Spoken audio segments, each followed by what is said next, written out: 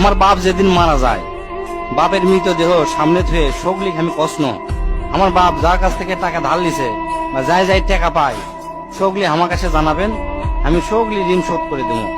এই কথা শোনার সাথে সাথে আমার বোন হাত ঝাঁকি দিয়ে হলো, ভাই তুই শোধ করবো কেঙ্গা করে? তুই তো আজ 5 বছর ধরে চাকরি নাই, বেকার থাকে, এতগুলা টাকা তুই কেঙ্গা করে শোধ করবো? বুনক আমি আস্তে আস্তে অভয় দিয়ে কোনো চিন্তা করিস না বোন, বাপের সব ঋণ আমি শোধ করে দেবো, 1 টাকাও ব্যাংকে থমো না। পরের দিন সকালে ঘুমোর থেকে উঠতে না উঠতেই দরজা খুলে দেখি বারান্দার 4-5 জন লোক বসে আছে, পাওনাদার। দেখে আমার গাও ঘামে উঠলো। অকেরে কি কমো, আমার মুখের ভাষা আসলো না। রাতটা ঠিক মতো পার হবার দেয়নি, আসে হাজির। সামনে যাতে একজন খাড়া হলো, খাড়া হয়ে আমাকে করছে, আমি অমুক ব্যাংকত থেকে আসছি, আপনার বাপ তার বেটা বেটির নামে 20 লাখ টাকা ব্যাংকত থুয়ে গেছে, তাড়াতাড়ি ব্যাংকত আসেন। বাদ বাকি 4-5 জন যারা আছে তারা সকলি করছে আমাকে সমিতিতে আপনার বাপ 20 টাকা করে জমা করেছিল, আরেকজন করছে 50 টাকা করে জমা করেছিল, আরেকজন করছে 100 টাকা করে জমা করেছিল। এল্লা টাকা নেওয়ার জন্য আমাকে সমিতি অফিসে আসেন। পরে সব হিসাব করে দেখি বাপ আমাকে জন্য প্রায় 37 লাখ টাকা জমি হয়ে গেছে। টাকাগুলা হিসাব করতে করতে আমার একদিন রাতের কথা মনে পড়ে গেল। ওই রাতে আমি আমার বাপক কষ্ণ, আপনি ক্যাঙ্কা বাপ, আমাকে ভবিষ্যতে আপনি কোন চিন্তা আছে?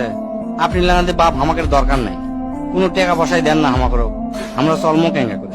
বাপ তখন মুস্তি হাসে কষলো, আমি আমার সাধ্য মতোই চেষ্টা করেছি, সময় হলে সব বুঝবার পারবো। সেদিন ওই বাপের মুস্কি হাসে আমি বুঝবার পারিনি। সেই দিন রাত ঠিকই আছে, কিন্তু বাপটা আমার নাই।